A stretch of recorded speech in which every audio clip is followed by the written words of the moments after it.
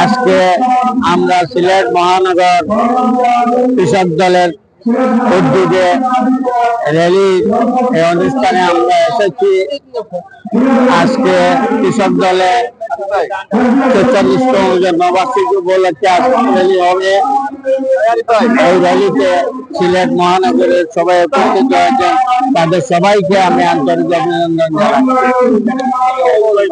আর আমাদের দেশে আজকে আমরা এখানে দাঁড়িয়ে কথা বলতে পারছি, ১৬-১৭ বছর আমরা ভালোভাবে কোথাও দাঁড়িয়ে কথা বলতে পারি নাই। পুলিশের যন্ত্রণায়, পুলিশ বাহিনী আর সেনাবাহিনীর যন্ত্রণায় আমরা কিছু করতে পারিনি। আমি বক্তব্য দীর্ঘায়িত করবো না। হাসিনা পালিয়ে গেছে, ফেরাউন নামে সে খ্যাতি লাভ করেছে। এখন আমরা এই দেশকে সবাই মিলে গড়ে তুলতে হবে। এখানে আমাদের কৃষক দলেরও ভূমিকা থাকবে।